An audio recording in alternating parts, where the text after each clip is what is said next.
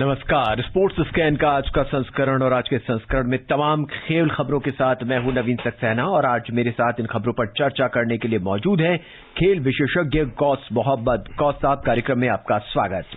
बहुत बहुत शुक्रिया, सबको नमस्कार। तमाम खबरों का लेखा जोखा, लेकिन उससे पहले एक नजर अब तक की खास खबरों पर। भारत और इंग्लैंड के बीच दूसरा क्रिकेट टेस्ट मैच कल से चेन्नई में। अंतर्राष्ट्रीय क्रिकेट परिषद आईसीसी ने मार्च और मई के बीच विश्व कप लीग 2 के तहत 3 क्रिकेट श्रृंखलाएं स्थगित की। भारतीय पैरा एथलीटों ने फौजा अंतर्राष्ट्रीय चैंपियनशिप के दूसरे दिन 2 स्वर्ण सहित कुल 5 पदक अपने नाम किए। ऑस्ट्रेलियन ओपन टेनिस टूर्नामेंट में प्री क्वार्टर फाइनल मुकाबले तय और टोक्यो ओलंपिक 2020 आयोजन समिति के अध्यक्ष योशिरो मोरी ने अपने पद से इस्तीफा दिया।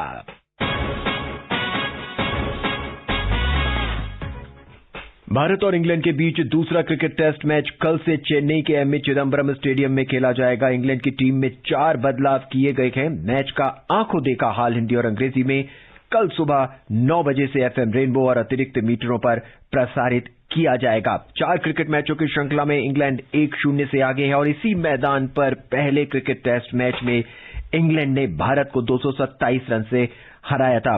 गौस साहब, कल का जो मैच है वो भारत के दृष्टिकोण से बहुत महत्वपूर्ण है, क्योंकि कल अगर भारत इस मैच को जीतता है या हारता है, टेस्ट रैंकिंग में बहुत प्रभावित करेगा।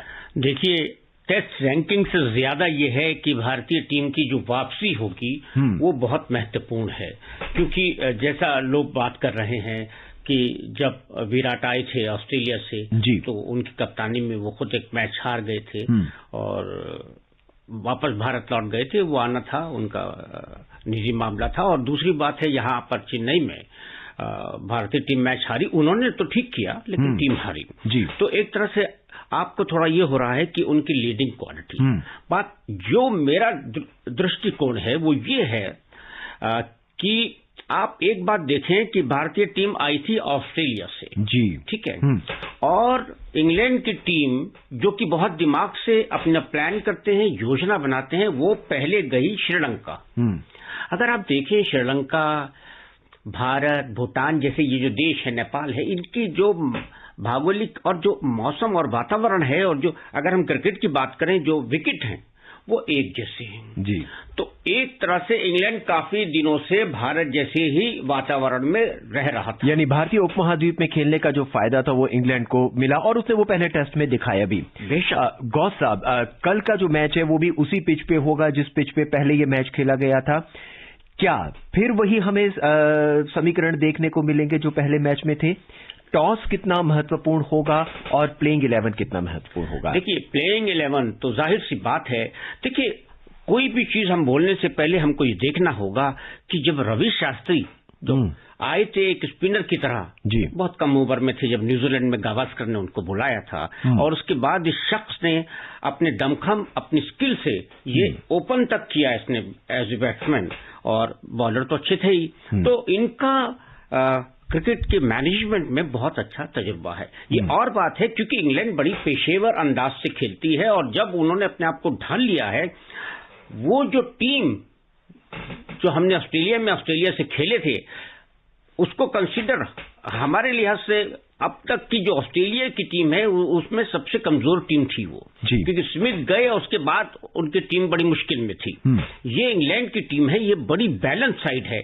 अगर 2 खिलाड़ी या 3 खिलाड़ी जाते भी हैं तो वहां पे जो माहौल है पेशेवर आना, वो हमेशा एक मेंटल टफनेस है, उनकी रणनीति जो है बहुत अच्छी होती है। वो काफी आजकल तो है, हर एक कोई वीडियो से देखता है हमारी कमजोरियां, पर भारत कोई कम नहीं है, बहुत अच्छा मेंटल टेम्परामेंट है।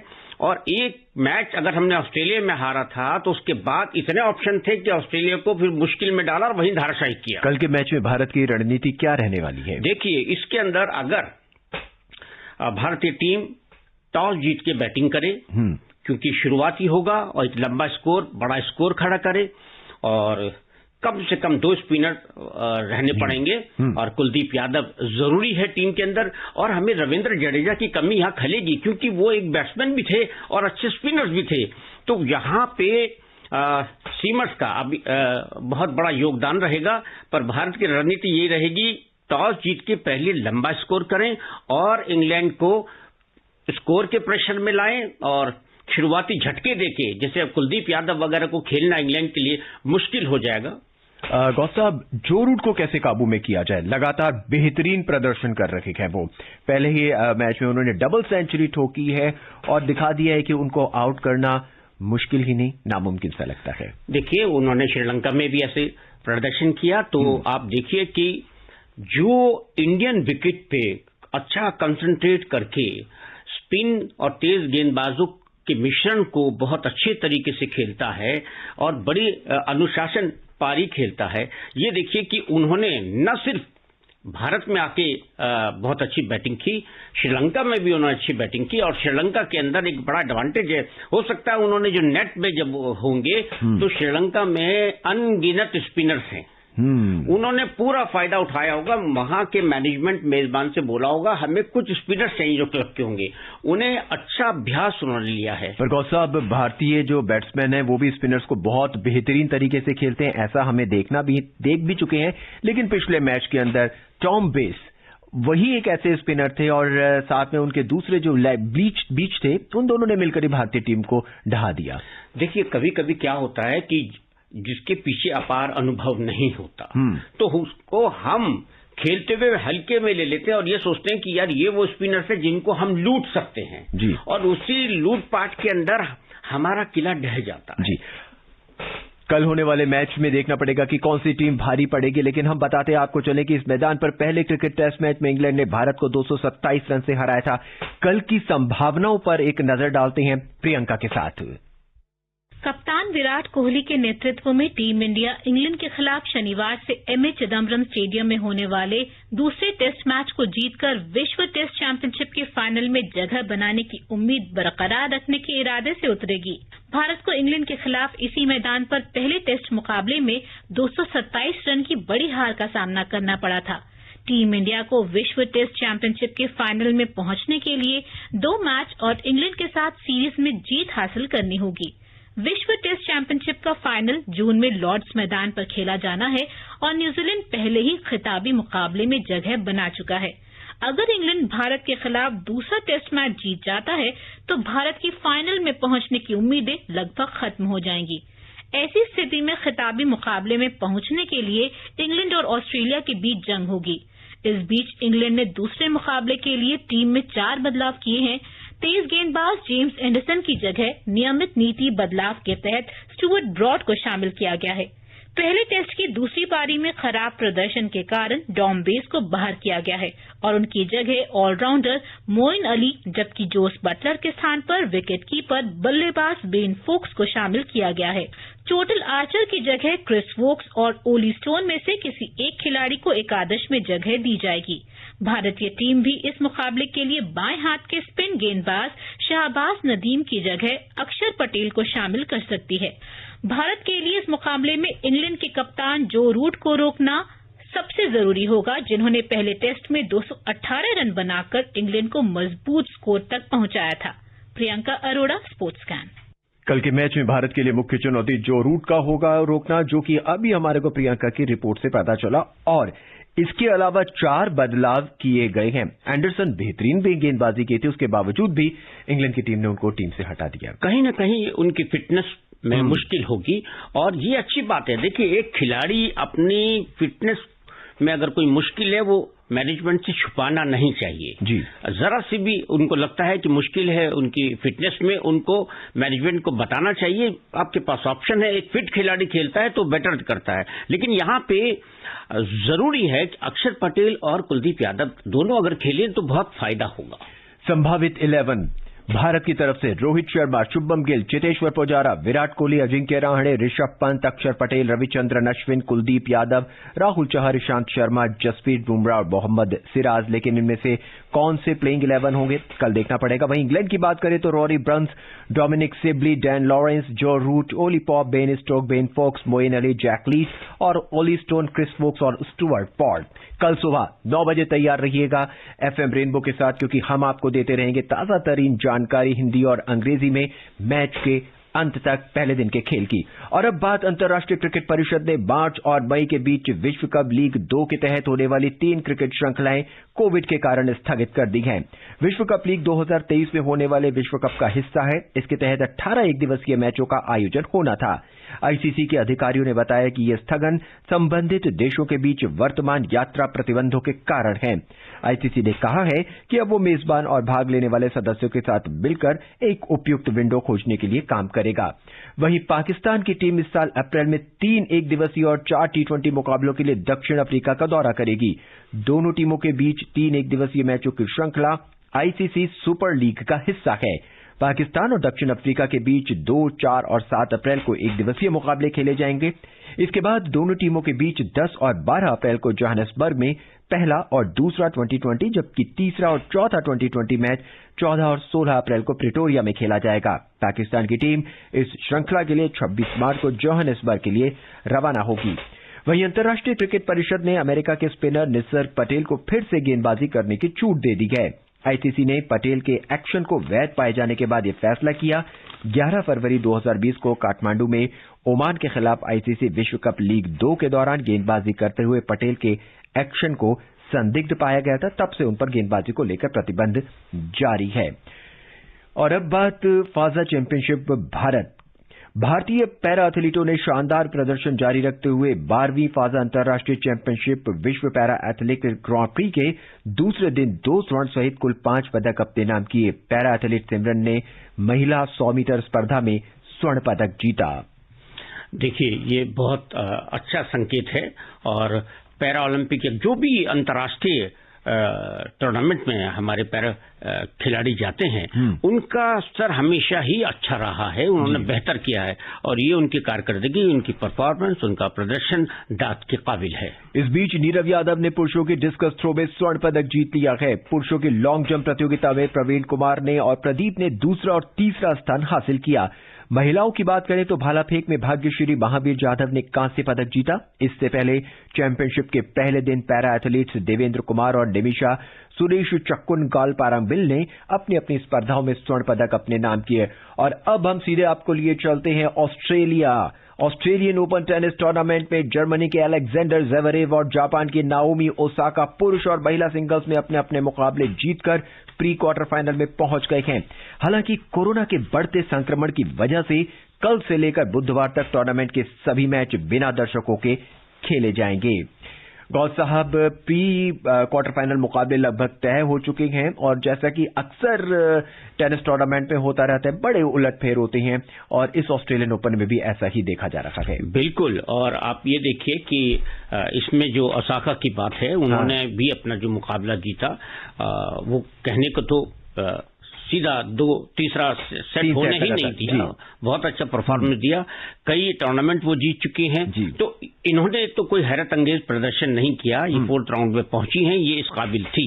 अब हमारे लिए जो सबसे महत्वपूर्ण खबर है वो हमारे लिए रोहन बोपन्ना की है, जो कि मिक्स डबल में हमें दिखाई देंगे कल, है ना। तो उनका जो मुकाबला भी अच्छी जोड़ी से है और जो जोड़ी है उन्होंने कई खिताब मिक्स और डबल में जीते हैं। तो रोहन बोपन्ना और डुआन, जो कि चाइनीज हैं, उनका डुआन यंगजिंग, इनका मुकाबला होगा बेथानी लिन और जैमी मुरे से।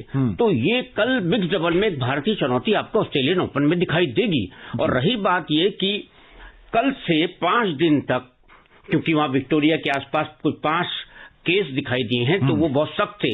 ये ऐसी जगह है कि जो पिछले साल पूरे 8-9 महीने तक उन्होंने इतना सख्त लॉकडाउन किया था कि कोई हिला नहीं था अपनी जगह। तो ये जब 4-5 केसेस मिले, उनको उन्होंने गंभीरता से लिया है। उन्होंने कहा है कि हम कल से 5 दिन तक बेशक दर्शक नहीं होंगे, लेकिन निराश मत हो, 6ठे दिन वापसी होगी दर्शकों की। तो ये सबसे अच्छी चीज क्या है कि इसमें जो बॉडी लैंग्वेज प्लेयर्स की है उस पर कोई फर्क नहीं पड़ रहा। वो अपना अच्छा प्रदर्शन जारी रखे हैं। जो ये जरूरी है कि जो आपने कहा वो महत्वपूर्ण है कि उलटफेर जरूर हो रहे हैं, तो वो दर्शकों के भी और बिना दर्शकों की, क्योंकि जो पीक फॉर्म है वो आप जब आप खेलते हैं तो इतना अच्छा कंपटीशन टेनिस में है कि बहुत अच्छा लगता है। ऑस्ट्रेलियन ओपन टेनिस टूर्नामेंट के महिला सिंगल्स में Serena Williams, Garbine Muguruza, Simona Halep, Naomi Osaka और साबालेंका अपने अपने मुकाबले जीतकर प्री क्वार्टर फाइनल में पहुंच गई हैं। सेरेना विलियम्स रूस की अनास्तेसिया पोतापोवा को हराकर प्री क्वार्टर फाइनल में पहुंची हैं।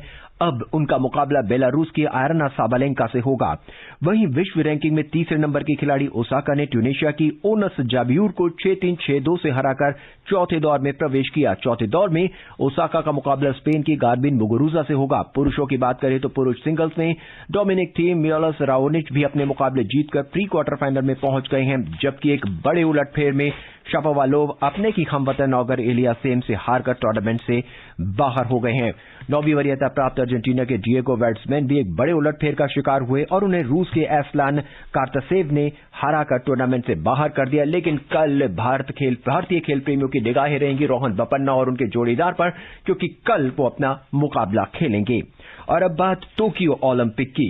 टोक्यो ओलंपिक 2020 आयोजन समिति के अध्यक्ष योशिरो मोरी ने महिलाओं पर विवादित टिप्पणी से उपजे विवाद के बाद आज अपने पद से इस्तीफा दे दिया। पद से इस्तीफा देने की घोषणा कार्यकारी सदस्यों की विशेष बैठक में की गई। वर्ष 2014 में ओलंपिक आयोजन समिति के अध्यक्ष वो बनाए गए थे। मोरी ने 3 फरवरी को जापान ओलंपिक समिति की बैठक में एक वक्तव्य के बाद यह विवाद उभरा। जापानी समाचार एजेंसी के अनुसार जापान फुटबॉल संघ के पूर्व अध्यक्ष काबुरो कावागुची मोरी की जगह अध्यक्ष बनने का प्रस्ताव उनको दिया गया है। और अब बात आईएसएल की। Indian super league football tournament में आज गोवा में वास्को के तिलक स्टेडियम में ईस्ट बंगाल का मुकाबला हैदराबाद एफसी से होगा। ईस्ट बंगाल के 16 मैचों में 16 अंक हैं और उसे अभी भी प्लेऑफ में पहुंचने के लिए दूसरे टीमों के परिणामों पर निर्भर रहना पड़ेगा। गौस साहब, हाँ, देखिए कि जो आज मुकाबला है वो ईस्ट बंगाल और हैदराबाद का है। तो ईस्ट बंगाल अगर लीग तालिका में देखें तो जबरदस्त क्लब है, लेकिन 10वें स्थान पर है। और हैदराबाद की टीम, जहां की टीमें बड़ी मुश्किल हो गई थी, ये तो आईएसएल ने बहुत अच्छा किया कि वहां की एक टीम है और हैदराबाद की टीम की बेहतर स्थिति है, वो चौथे स्थान पर है। तो ईस्ट बंगाल को इस मुकाबले में कुछ विशेष करना होगा। और अगर हम देखें तो इसमें सुब्रत पाल आए हैं, इस बंगाल के गोलकीपर, बीच में उनके गोल ये नहीं थे, इन्होंने लोन पे लिया है। राजू गायकवाड़ है, डैनी फॉक्स है जो स्कॉटिश खिलाड़ी हैं, इसके अलावा नारायण दास, सार्थक हैं, ये सभी बेहतर खिलाड़ी, एंटोनी और ब्राइट, एनु बाखरे जो नाइजीरियन हैं। तो इसमें हमको आईएसएल में जो मिश्रण देखने को मिल रहा है, भारतीय खिलाड़ी भी हैं और कुछ विदेशी खिलाड़ी भी हैं, जिसमें पहले ज्यादातर खिलाड़ी हमारे पास जो घाना या नाइजीरियन से आते थे, अभी स्पेनिश हैं, स्कॉटिश हैं और आयरिश हैं। तो काफी अब खिलाड़ी यूरोप से भी आ रहे हैं। तो आईएसएल का एक ये एडवांटेज रहा है। तो इस समय ईस्ट बंगाल का मुकाबला हैदराबाद से हो रहा है। North east United FC Hyderabad और एफसी गोवा के 23-23 अंक हैं और इन तीनों टीमों के अब तक 16-16 मुकाबले हैं। ईस्ट बंगाल को इस मैच के बाद अपने अगले 3 मैच एटी के मोहन बगान, नॉर्थ ईस्ट यूनाइटेड और ओडिशा एफसी के साथ खेलने हैं। लेकिन हैदराबाद के खिलाफ होने वाला मुकाबला अब तक का सबसे कड़ा मुकाबला होगा।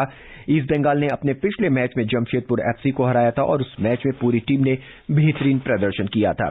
आईएसएल की खबरों को आगे ले तो इंडियन सुपर लीग में बेंगलुरु एफसी ने आज इटली के अनुभवी मार्को पाउजोली को अपना नया कोच जो है वो नियुक्त किया है। मुख्य कोच बने हैं वो।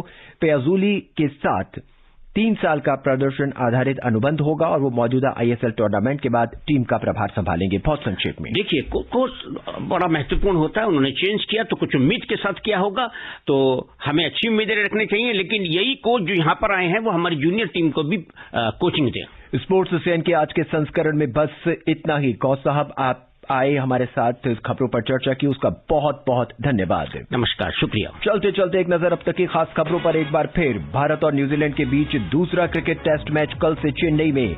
अंतर्राष्ट्रीय क्रिकेट परिषद आईसीसी ने मार्च और मई के बीच विश्व कप लीग 2 के तहत 3 क्रिकेट श्रृंखलाएं स्थगित की। भारतीय पैरा एथलीटों ने फाजा अंतर्राष्ट्रीय चैंपियनशिप के दूसरे दिन 2 स्वर्ण पदक सहित कुल 5 पदक अपने नाम किए। ऑस्ट्रेलियन ओपन टेनिस टूर्नामेंट में प्री क्वार्टर फाइनल मुकाबले तय और टोक्यो ओलंपिक 2020 आयोजन समिति के अध्यक्ष योशिरो मोरी ने अपने पद से इस्तीफा दिया। स्पोर्ट्स स्कैन के आज के संस्करण में बस इतना ही। कल 7:20 पर आपसे फिर मुलाकात होगी। मुझे यानी नवीन को दे इजाजत। नमस्कार।